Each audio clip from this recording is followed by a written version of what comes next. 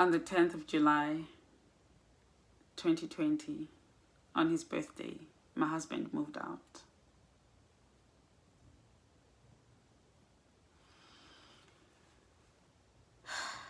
And on my 40th birthday, on the 1st of February 2021, my father died. Let's get into the video.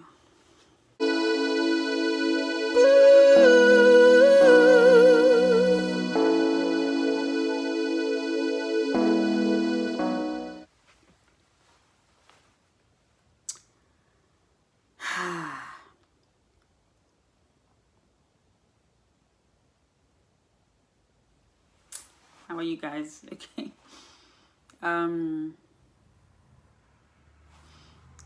was in very, very high spirits before starting to do this video, and that's why I decided to come do this video, because I'm in a very good mood. I had my birthday party yesterday. 2 days ago.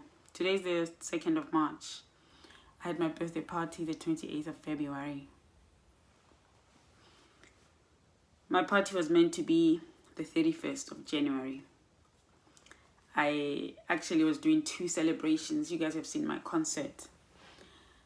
Concert the 30th of January, and the party dinner, also sort of concert, which I've mentioned on the previous uploads, the 31st.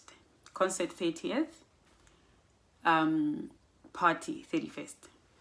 So I remember thinking of what to do for my birthday. I mentioned this also in the previous uploads, not sure which one. That, you know, I love to perform. I love to perform, and that was the reason.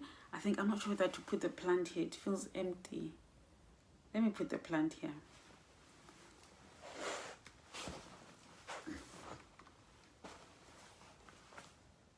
Or does that ruin it? Like that door is just disturbing me.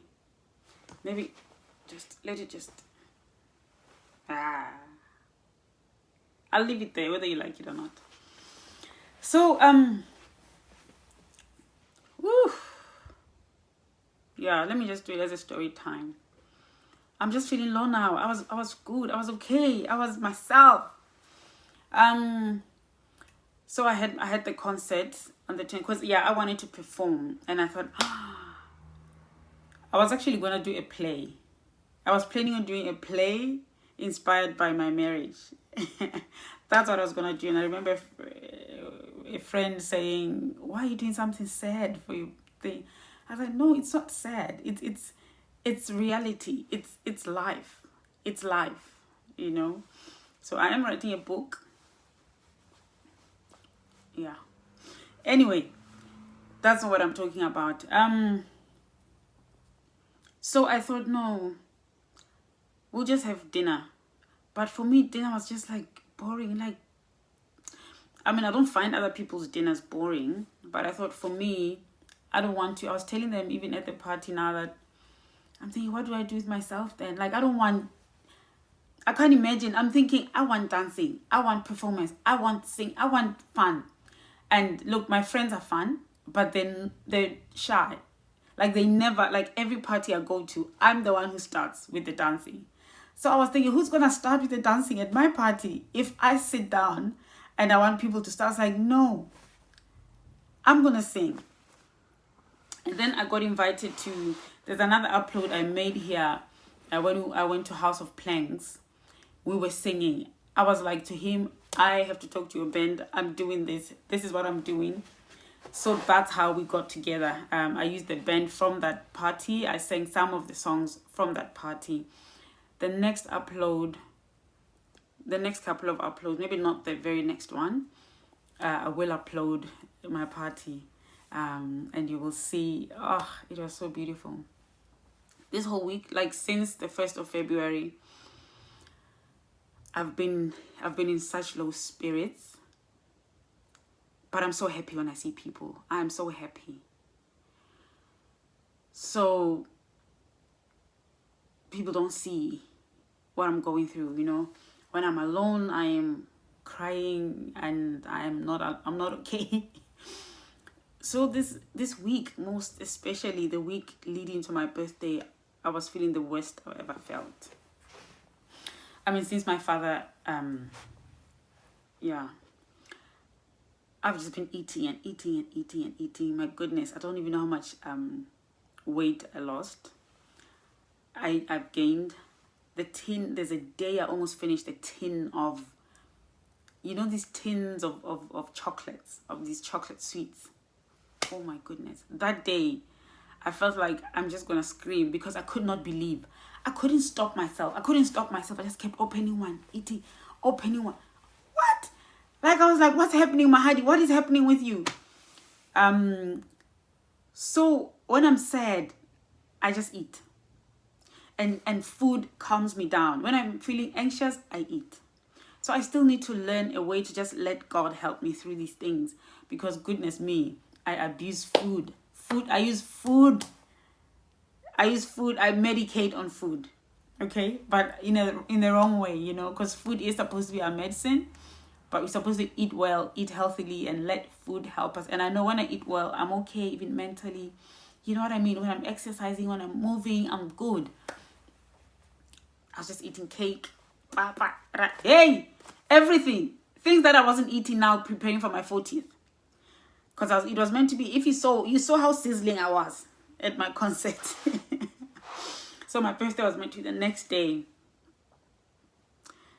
On my concert video, I mentioned my dad fighting for his life. Him and mom had COVID, so they were both hospitalized. So on the 31st of January, my dad was all about live life, keep living, keep doing life, So I went to my birthday. I was there, already getting my makeup done and everything. People are calling me at the same time. I am thinking, what on earth? I'm not picking any phone. I'm busy. Plus, I had given people the numbers to call for inquiries. But because I wanted my party to feel personal. So I communicate with people myself. I invited people myself. I did updates myself. Which wasn't a good idea because then... I'll tell you why, when I got to my party. But anyway, I'm not talking about my party today, but anyway, so people are calling me, everybody's calling me. I'm thinking, what is happening? Then my friend Soneni gets a phone call. Her husband is calling and telling her it's just been announced there's an emergency lockdown in Perth. This is around 1 p.m. My party's at 4 p.m. I'm at the venue. I'm getting my makeup done. I'm in the hall. My friend and other people. My friend, setting up. It was my friend and Ria, actually. Just them two. And then the band was just arriving to set up. I'm like, no, what lockdown? In Perth, we haven't had COVID since June. But I'm like, I know her husband is so well informed. He knows everything. That guy knows everything. I'm thinking he's not a guy. He's not someone who panics. So he wouldn't call us to tell us there's an emergency lockdown if there isn't. If it's not serious. But I'm thinking, no. It's such a strange thing to me. Emergency lockdown. Next thing, my makeup artist gets a phone call. I don't know if it's from her mom or who. Emergency lockdown. I'm like, no, guys, not today. Not today. Then calls. Eventually, I look at my phone. People are asking, is your party still going on? Have you seen about the emergency lockdown? Some people, hopefully, the emergency lockdown is from 6 p.m. My party is at 4 p.m. So I'm thinking, okay, maybe I could ask people to come. I'm thinking, okay, maybe I could ask people to come at 3. And then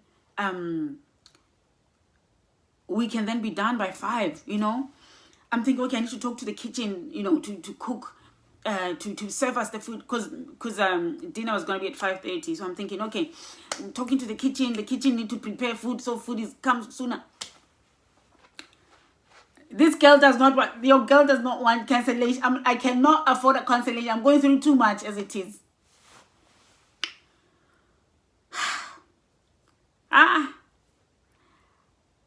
My makeup artist is like, Mandlin is like, look, I think I should just stop. I'm like, no, continue. I'm going to talk to them. They say, okay, so they come in, they say, one of the staff members comes in and says, have you guys heard on the news about the lockdown? I'm like, yeah, I've just heard. So what's happening? They're like, okay, we're not sure what's going to happen with your event. We're waiting for the manager to be here. The manager will be here at 2. Okay. Calls. And I go numb. When I get bad news, I just go numb.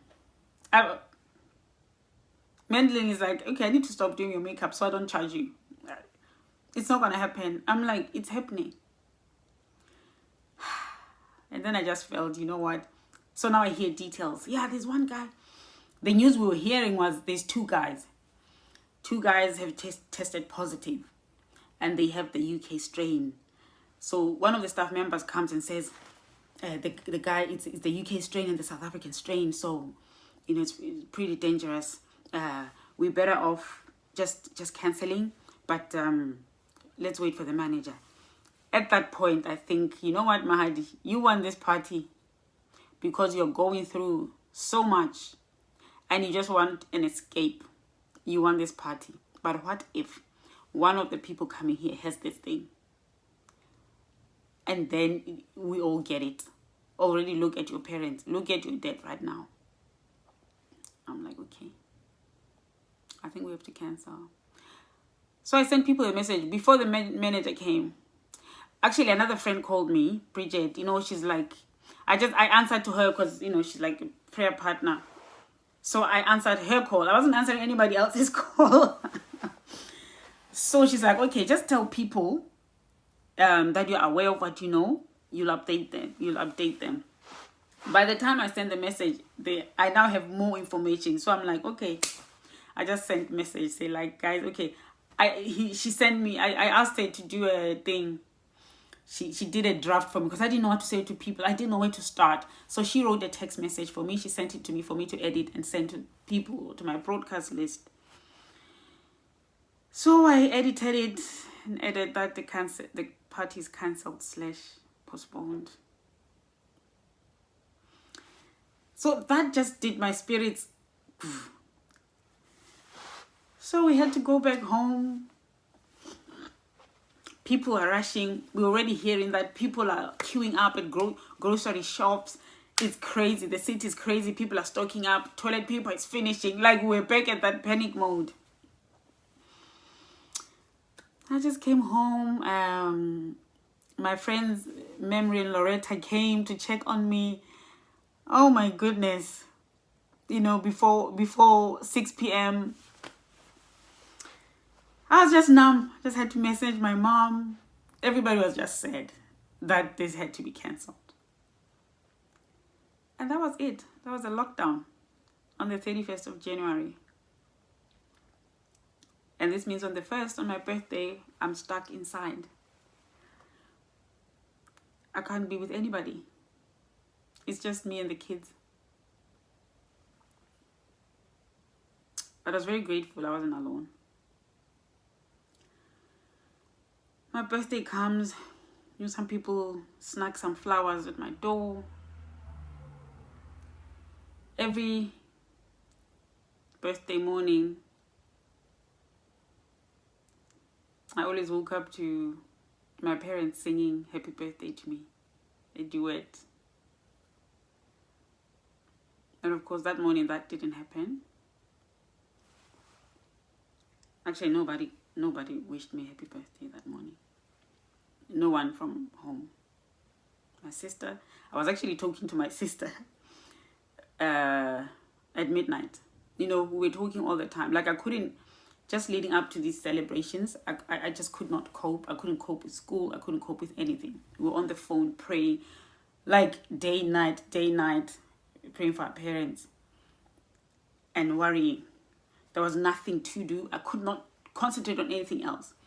But these were two events I knew were happening. They had to happen. I had to be present. So I was very much unpolished for my party, my concert. You saw it, like I wasn't extremely organized, but I was very organized with other people. Things that I did before, I made sure everybody else is organized. But for me, I couldn't practice my songs. I couldn't do anything. The 2 weeks leading up to, actually it was just the 1 week, because so many times we thought we were going to lose Dad. There's a time they wanted to refer him to South Africa. There's a time.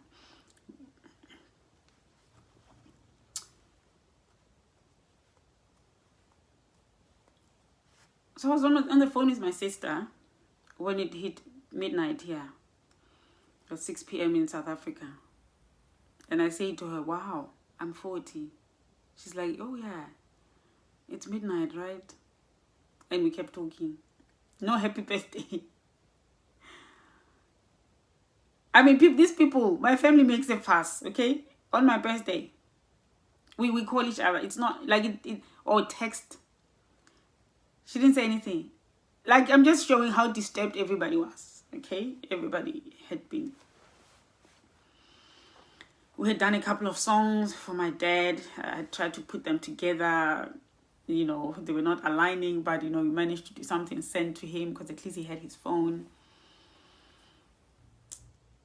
And then, Mom, you know, I'm busy talking. I'm like, hey, I'm 40. I put in the group chat, in the family group chat.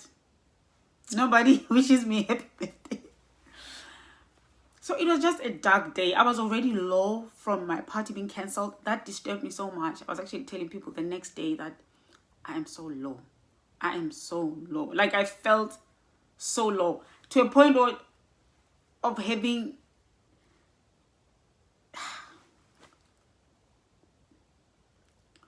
When you're just thinking, what's the point of life? Why am I alive?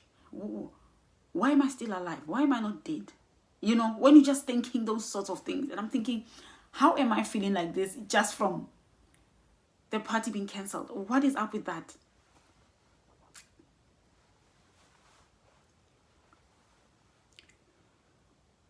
So I decided to watch my videos. So I had videos that my friends, B and Soneni, had organized to be played at the party. They got played on Sunday. But I played them on my birthday. The day after the cancellation of the party. The day after the initial party date. Oh my days, the way I was crying. From first video, I was just crying and crying and crying. That's the video I think I'm going to share next. After today's video. I think that's the one that's going to come before the party one. Because I got some videographers to come in for a couple of hours.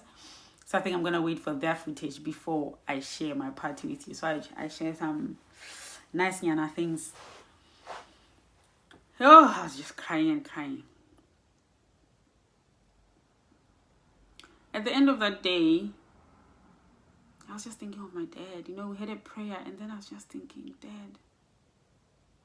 And I messaged him. Because I knew he's alive. I knew he's there. But it's so unlike him. He's not even thinking of my birthday. He's not... I told him I loved him. I told him, you're going to be okay. God is in control. I was so sad. When I went to bed, I was just so sad. I cried. Actually, I cried. I cried. When I got in bed, because I couldn't...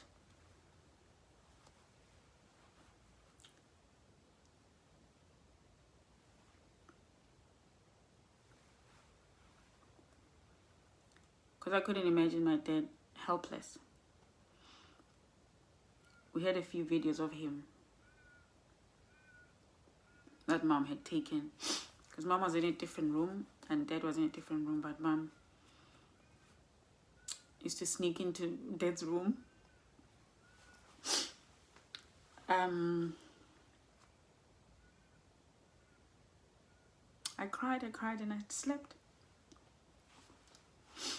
At 1:15 a.m. I get a phone call from my friend, well, Shoni. He's the pastor at so my parents, so we're, for those who are new, see my videos, you don't know me. I'm a pastor's kid, Seventh-day Adventist. So my parents worked for the church their whole lives. So they're now based at Mahali Adventist Hospital in Maputo, Lesotho. But now they were retired. They built a house just outside the hospital. But my dad was still working at the hospital as a chaplain. So the church pastor we grew up with. So he had been, I had posted on Facebook that yeah, 40, I'm here, you know, because I didn't feel like bathing. I was just low. I thought, you know what, I'm gonna bath, I'm gonna look good, and I'm gonna do a Facebook post.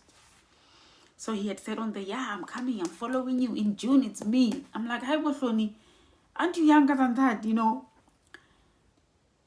we don't talk with Hloni, we don't talk.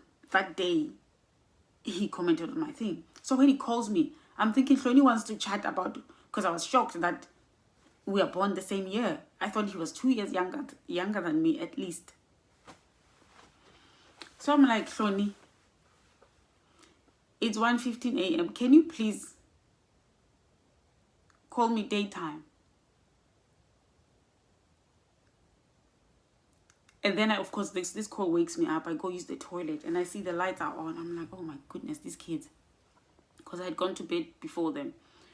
I was that low. We had prayed, like after praying, I said to them, kids, good night. I'm not feeling too well. Just my spirits are low. Just, you know, make sure you sleep on time. So I'm like, oh, they left the lights on. I go to turn off the lights. I find Rhea is sleeping on the floor. I'm like, Rhea, come on. My sister calls. I'm like, I drop it. I tell her as well. I was like, Azab, it's 1:18. It was 1:18 by now. Because, you know, I'm like, Azab. Actually, I didn't answer at first. I sit down on the toilet because I never felt, okay, I need the toilet. She calls again. I'm like, Azab, it's one, don't. Let's talk in the daytime. I'm like, oh yeah, I said it's 1:18, Azab. She says, I know. I'm like, no, Azab. Is everything okay? I start shaking. I'm like, Azab, no. She says, no, things are not okay. Oh, Nkosiam. I felt hot and cold. I said, Azab. She called. No, I called.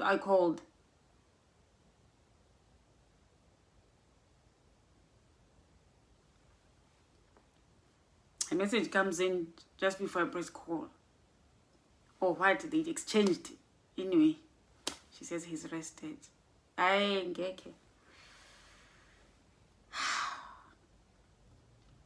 call and she's just crying. She's hysterical, of course. I'm like, I'm just quiet. I'm quiet. I'm just shaking. I'm shaking.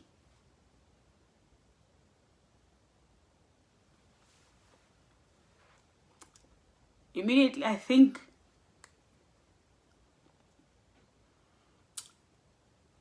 that it's 1:18 a.m. I'm trying to think, when did it happen? They say it just happened. About 6, about 6:30. I'm thinking now it's 7. It's after 7 p.m. after 7. And it's still it's the first. In Lesotho, it's still the first. I couldn't stand from the toilet.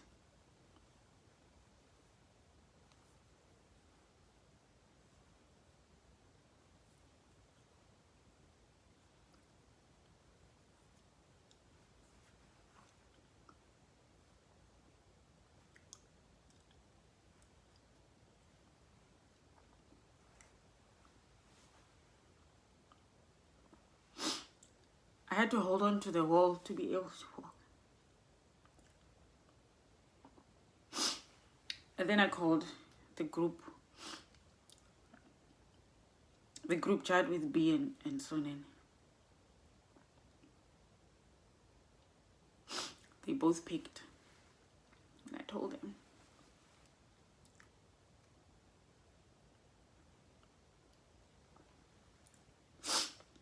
The ladies were here in 5 minutes.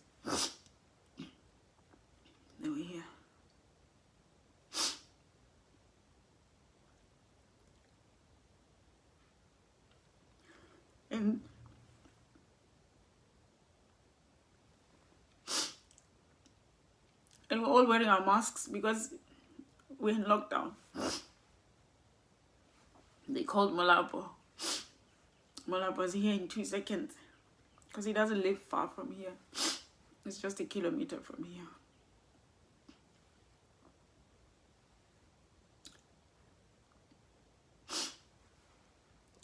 And Molapo has been such an incredible rock. He's been so supportive. I can't fault him.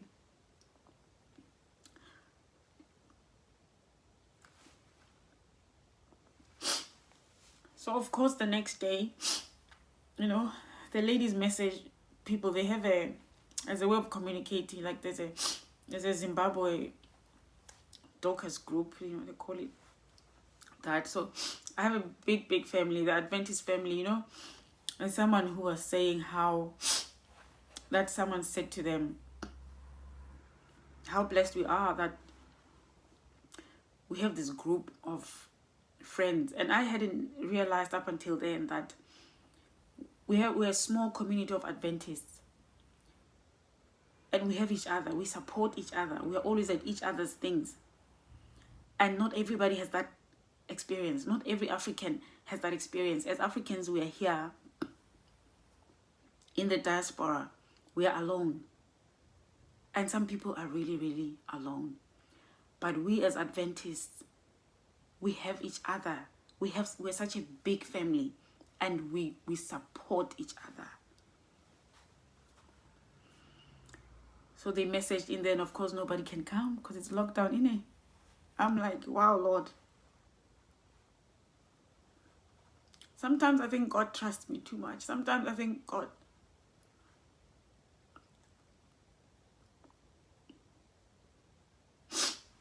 you know, because the Bible says God will never let you go through what you cannot bear. He'll never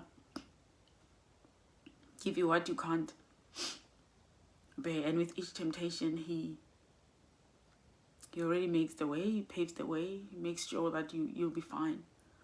And he's there with you. I thought, oh,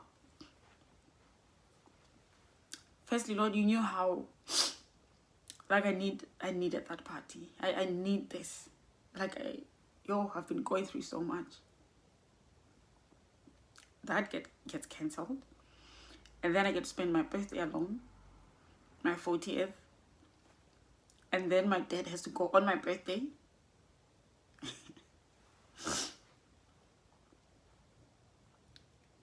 And then it's lockdown. Nobody can come tidisa me. No one can come comfort me. Because what happens here, when someone dies, people come. People come. You know, the community I'm talking about, you know, the Adventist community. And not just Adventists, our African community, because I have made a lot of family outside my church community. And people support each other. In financially, in person, in any kind that people can. Nobody could come. It's lockdown. Nobody could come support me. I had to be alone. I was so grateful I have the kids. But Mulap was here every day. Mulap was here every day.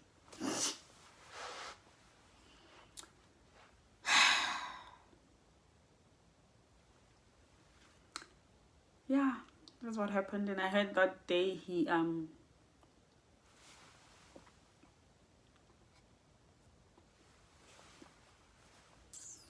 I heard that day,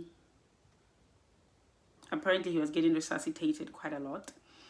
He wasn't on a ventilator. He was on, there's this machine that goes like this, because people die on the ventilators, you know. We didn't want him going to South Africa to be put on a ventilator, no visitation, being taken care of by people who don't care who he is, who don't know who he is. To them it's just a number. He's a 75-year-old. Let the man die. Make room for other people. We wanted him to be taken care of by people that respect him. He had been there. He was their chaplain. He was their church pastor. They loved him. So let let him be taken care of by those people, and mom can still visit. And even if it's from a window, you know what I mean? Like, we needed him. If these are his last days, don't let him go there and deal with people that are rude. South African nurses are rude. My dad was such a wonderful person. Very kind. Very, very kind.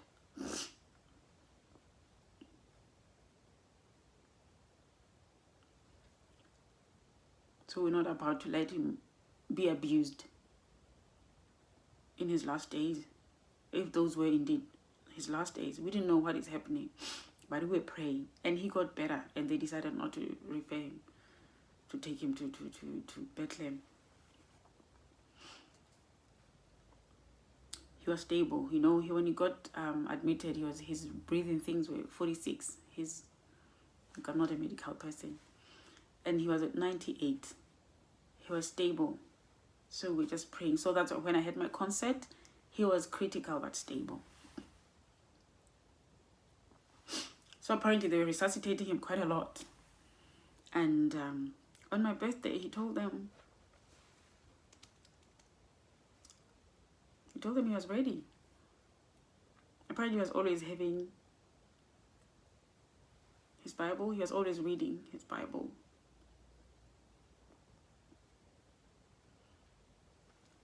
He told them that if anything happens, it's okay. It's okay.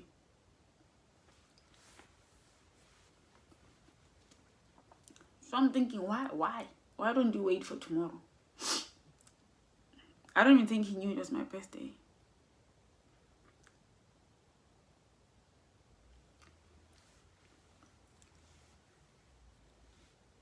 Or maybe he didn't want to say what he would have said if he... Or maybe whatever it is he wanted to say to me, he thought he doesn't want to alarm me. He wants me to enjoy my birthday, because if he says anything, he will actually say his heart. He'll actually say his goodbye. I don't know. But I think people have a sense of it when they're going. Anyway, that day, you know, mom got discharged on a Tuesday. And then on the following Monday,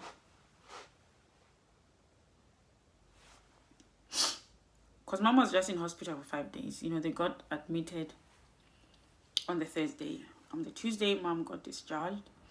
Then on the Monday, she hadn't seen dad, because once she's discharged, we were telling her, you cannot go there. You can't get COVID.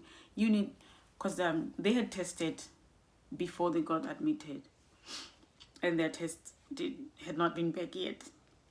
So they got tested again once they were admitted.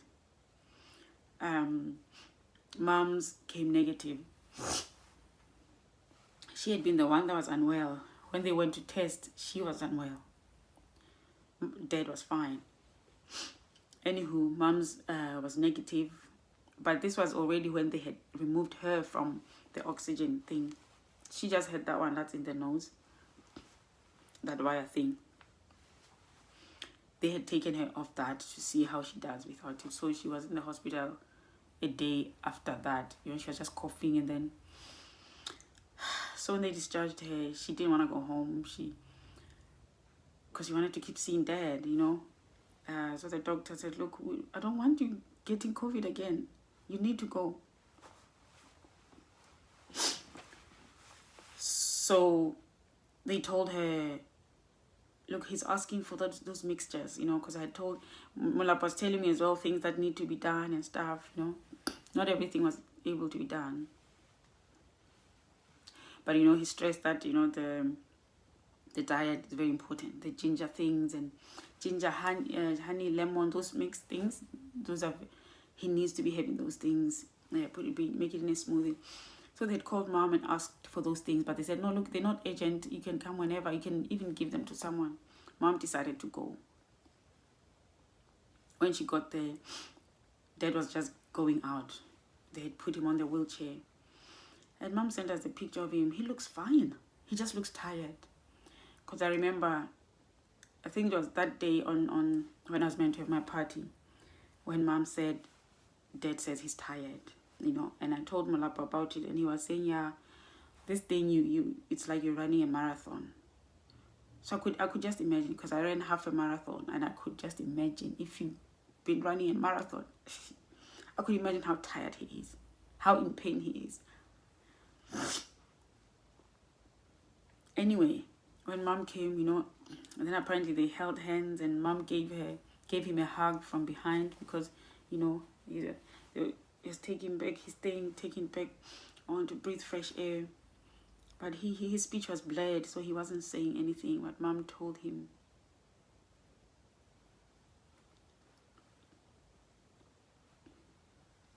That she loves him.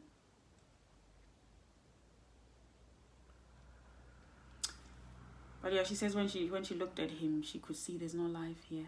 Because Mom is a retired nurse. His feet were blue.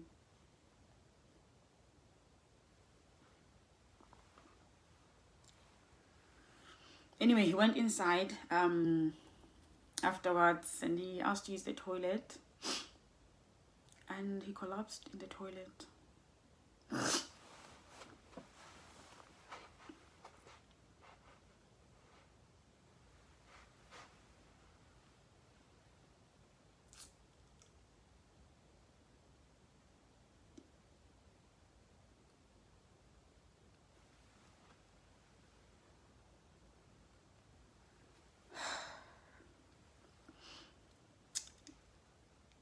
Yeah, luckily Mom was still there. But she was already saying, you know, there was a driver that was sent to take her home. And the gentleman has also lost a wife. His wife has died. And she says she was talking to him like Dad is already gone. And she says, wow. So you guys were not telling. So Kanti, you guys were going through such a painful thing. You were going through such a painful thing. And then she just saw, you know, the nurses are calling each other, because people were somewhere outside with her, you know, they're calling each other. She just said to them, guys,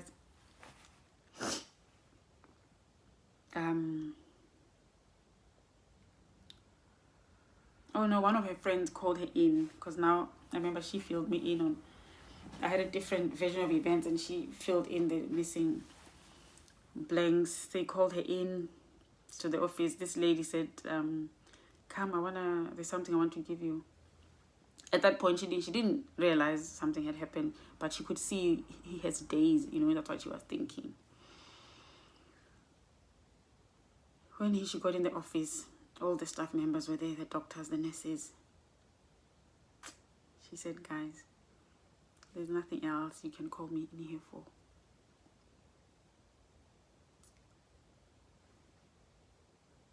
Elo ha sa phela.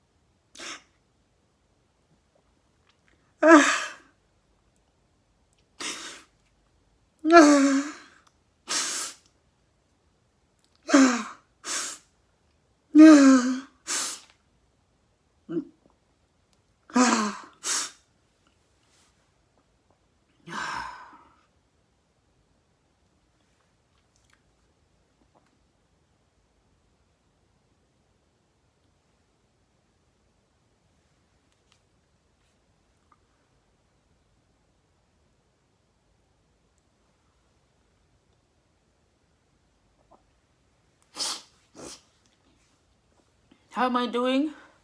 This is how I'm doing. On and off. And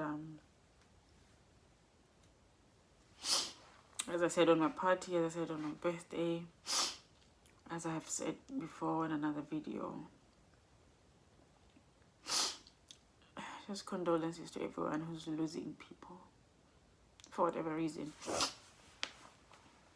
Because now that people are going with COVID, it can seem a bit like it when people are going because they've been ill for a long time. It's like, oh, okay, he was ill. Oh, no, death is death, and condolences to all of you. It is hard. I don't know. It's just too much. It's a lot. Too many people are dying. Too many friends are losing people. Like, it's just... it's happening. Lots of things happening at the same time. Sometimes I feel like it's like my heart is gonna burst. It's like it can't take it anymore. I don't know how Job did it. But we have to hold on to the hope that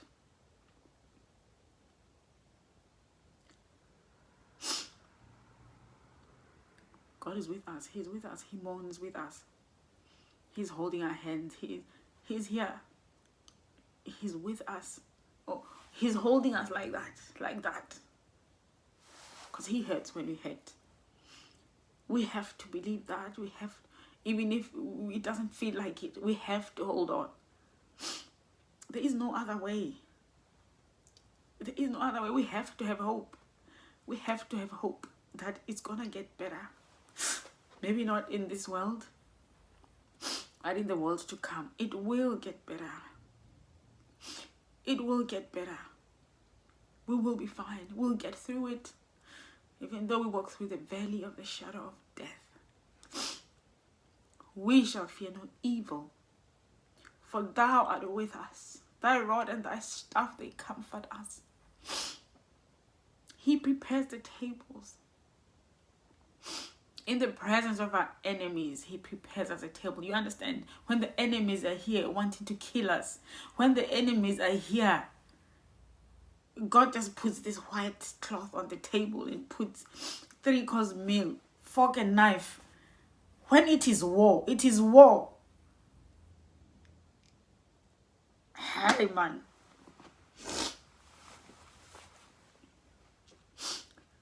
We can't give up. We cannot give up. God is too good. And guys, if I was to tell you the goodness of God in this last year, oh my days. Oh my days. The goodness of God. Oh, God is good. God is good.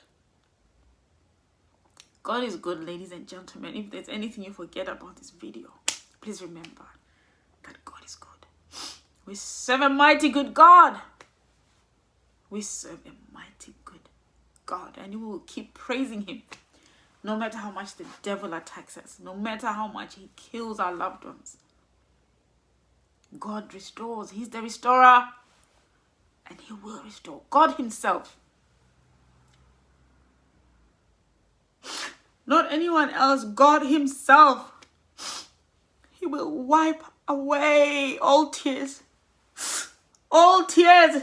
God himself will come to each and every face and wipe away our tears. And there will be no more crying. There will be no more death. There will be no more pain. There will be no more suffering.